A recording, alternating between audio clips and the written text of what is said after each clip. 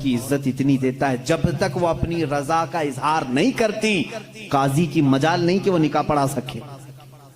ہم خود کھڑے رہتے ہیں جب تک اجازت نہیں آتی. پہلے ہم عورت کی اجازت لے کر کے آتے ہیں اور پھر عورت کو اس کا حق مہر دینے کا حکم بھی مرد کو دیا گیا ہے کہ وہ تمہیں اپنی زندگی چھوڑ کر آ رہی ہے, اپنا گھر چھوڑ کر کے آ رہی ہے, اس کا حق مہر ادا کرو. اور لانے کے بعد جانتے ہیں میرے آقا صلی اللہ تعالیٰ علیہ وسلم کی تعلیمات کیا ہے؟ اللہ اکبر. حضور اکرم صلی اللہ علیہ وسلم نے تاکید کے ساتھ فرمایا ہے کہ عورتوں کے ساتھ سختی نہ کرو. اپنے آخری خطبے میں حضور نے عرفات کے میدان میں یہ بات تک فرمائی, عورتوں کے معاملات میں اللہ سے ڈرو, حد سے زیادہ نہ بڑھو, عورتوں کے ساتھ اتنی سختی نہ کرو. مارنے کو منع کیا, کبھی ان کے چہرے پر نہ مارنا, کبھی ان کے خاندان کو تانا نہ مارنا, کبھی ان کو اتنی بری گالی نہ دینا کہ دل ٹوٹ جائے. یہ تمام احکام اسلام نے اسی عورت کی عزت ہی کے لیے تو دیے ہیں. اور پھر جس وقت وہ آئے, بزرگوں نے یہ رواج بھی رکھا ہے کہ ہم اپنی بیٹیوں کو اپنے گھروں سے قرآن پاک دے کر کے رخصت کرتے ہیں, قرآن کے ساتھ اسے بھیجتے ہیں. اور گھر لانے کے بعد جانتے ہیں یہ اعلیٰ حضرت رضی اللہ تعالیٰ عنہ نے لکھا بھی ہے. اعلیٰ حضرت فرماتے ہیں جب نئی دلہن گھر میں آئے تو اس کے پیروں کا دھون جو ہے وہ اگر گھر کے چاروں کونوں میں ڈالو تو برکت آئے.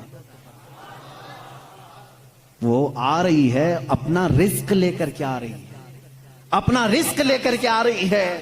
یہاں تک ہمارے لیے کہا گیا, بلکہ دولہے کو یہ بھی کہا گیا, اسی یہ بیان میں ساری باتیں نوجوانوں کو سمجھ میں بھی آ جائیں گی.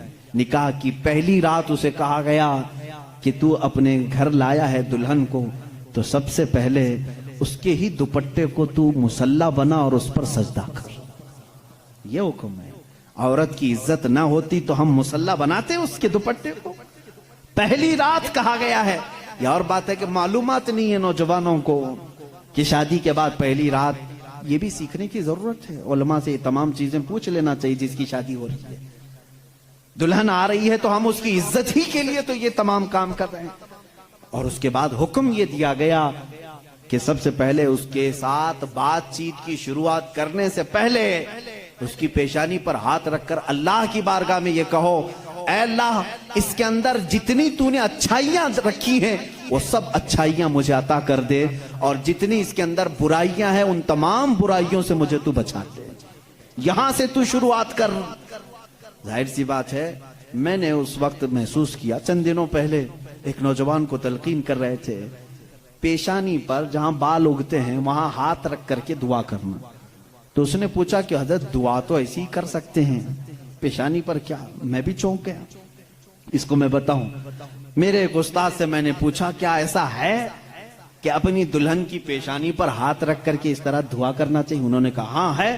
دعا تو کیسے بھی کریں, ہاتھ نہ رکھیں اور ہاتھ چھوڑیں ہاتھ اٹھائیں, سب دعا اللہ سنتا ہے, لیکن اس لیے پیشانی پر رکھ کر کے دعا کرنے کے لیے کہا گیا کہ وہ آج اپنے والدین کو چھوڑ کر کے آئی ہے, اس کے وسیلے سے اللہ جلدی دعا قبول کرے گا.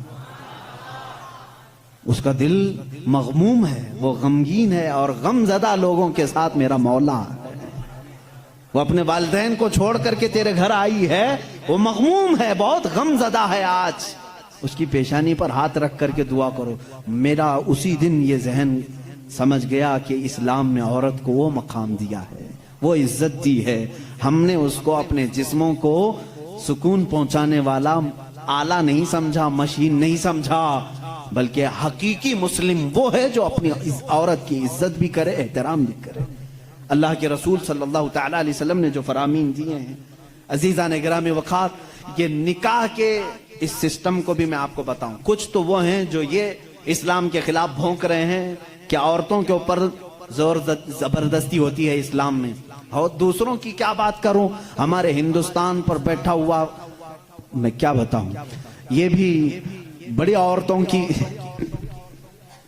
ہاں پیڑت مہیلائیں ہیں, مسلم پیڑت مہیلائیں ہیں جو خود بیوی کو چھوڑ بیٹھا ہے. ساری مسلم عورتیں پیڑت ہیں. اللہ اکبر. وہ خود اپنی بیوی کو دیکھنے نہیں جا سکا, زندگی ختم ہونے آ گئی, بال سفید ہو گئے. پیڑت مہیلائیں ہیں مسلمان. ہاں اگر اے مسلمانوں کوئی بھی ہم میں سے عورت پر زور زبردستی کرتا ہے، یاد رکھو میں تمہیں بتاؤں کہ قرآن کی قیامت کے دن اللہ جانوروں پر بھی اٹھائے ہوئے ہاتھ کا فیصلہ لے گا، تو عورت کی بات تو دور کی ہے۔ میرا عقیدہ تو یہ ہے، ایک عورت نے بلی کو باندھ رکھا تھا، بخاری شریف میں ہے، وہ مر گئی بلی، اور وہ عورت بہت عبادت گزار تھی، لیکن اللہ تعالیٰ نے فیصلہ فرمایا کہ اس عورت کو جہنم میں ڈالو۔ میری ایک مخلوق کو باندھ کر رکھی اس نے اور وہ مر گئی۔ ہمارا تو عقیدہ یہ ہے، تم عورتوں پر اگر ظلم کرتے ہو تو تم ذمہ دار ہو، لیکن اسلام نہیں۔ اسلام وہ کامل دین ہے۔ یہ بیچارے کیا پڑھ پائیں گے جن کو کبھی ڈھنگ کی سپیلنگ نہیں آتی، کبھی یہ ایک ایسا ہوتا ہے کہ ڈمرو بجاؤ تو کوئی ناچتا ہے، اسی طرح سے کچھ لوگ پیچھے سے کچھ لکھ کر کے دیں، کچھ بیان کرنے کے لیے، تو کچھ لوگ کہہ جاتے ہیں، ان کو خود نالج نہیں ہوتی، ایسے ہی کچھ لوگ اسلام پر بھی بھوکتے ہیں۔ اب اگر یہ ٹاپک اگر میں چھیڑوں 3 طلاق کے، تو اور بڑے معاملات ہیں۔ 3 طلاق کے لیے اسلام نے زور زبردستی کی ہے، عورتوں پر ظلم ہے، یہ پیڑت ہیں، یہ مہیلا ہیں، ان کو انصاف دلانا چاہیے۔ 3 طلاق دینا، پہلی بات یہ سمجھے ہی نہیں۔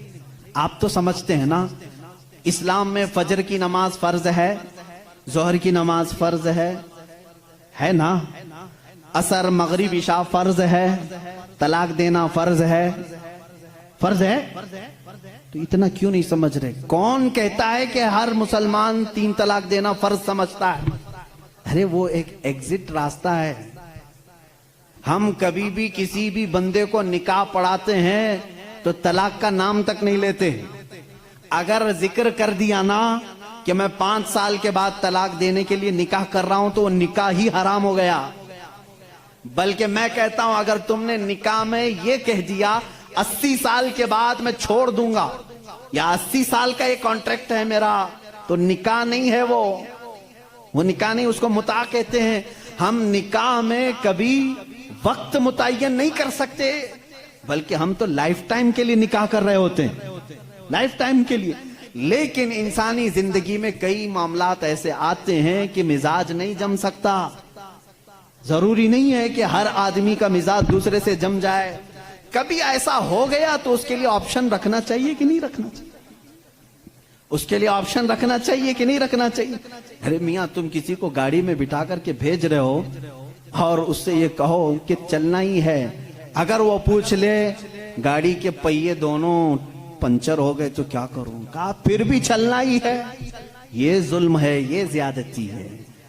اس سے یہ کہنا چاہیے کہ اگر گاڑی کے پہیے پنچر ہو گئے، ٹائر پنچر ہو گئے، تو قریب میں گیریج ہے، کھول کر کے بدلوا لو۔ معقول بات ہے کہ نہیں؟ اگر بیچ راستے میں نہیں، تم پابندی لگا دے، نہیں ٹائر نہیں بدلنا، پنچر ہوئی اسی سے چلنا، یہ زیادتی ہے کہ نہیں؟ اب میں آپ کو بتاتا ہوں، 2 ٹائر لے کر کے چلے تھے شادی کے بعد، 2 ٹائر ہیں اور دونوں چل رہے ہیں تو ٹھیک ہے، ایک بھی پنچر ہوا تو کیا کرو؟ یہ کہتے نہیں، پنچر ٹائر کے ساتھ ہی چلو۔ ارے بھائی، کہیں اور گاڑی گڑے میں گر جائے گی۔ حکم یہ ہونا چاہیے کہ اگر پنچر ہو گیا تو ٹائر چینج کر سکتے ہو، تمہارے لیے آپشن ہونا چاہیے۔ بس اسلام کا تقاضا صرف اتنا ہی ہے کہ اگر کسی کی زندگی میں انبن ہو گئی، نہیں بن پائی، تو اس کے لیے ایک آپشن ہے کہ عورت کو، وہ بھی ایک ساتھ 3 طلاق نہیں، اس کو حرام قرار دیا گیا ہے۔ شریعت میں ایک وقت میں 3 طلاق دے دینا حرام ہے۔ میں اس کا ببانگ دہل آج اعلان کرتا ہوں، اگر کوئی ایک ہی ساتھ اپنی عورت کو طلاق طلاق طلاق اس طرح 3 بار کہہ دیتا ہے تو اس نے حرام کام کیا، گناہ کیا، ناجائز کام کیا ہے۔ اگر چھوڑنا بھی ہے تو اس کو اسلام نے طریقہ بتایا ہے، ایک بار پہلے بولو، 1 مہینے کا ٹائم دو، 1 مہینے میں بھی پھر نہیں بنی تو دوسری مرتبہ پھر 1 بولو اور 1 مہینہ چھوڑ دو۔ 2 مہینے کا ٹائم گزر گیا، اب پھر بھی نہیں بن پا رہی، تب پھر سب کو بٹھا کر کے کہہ دو ہم نے 2 مرتبہ دیکھ لیا، اب ہماری زندگی آگے چل نہیں پاتی، تیسری مرتبہ ہم اس کو ختم کرتے ہیں۔ یہ طلاق کا صحیح طریقہ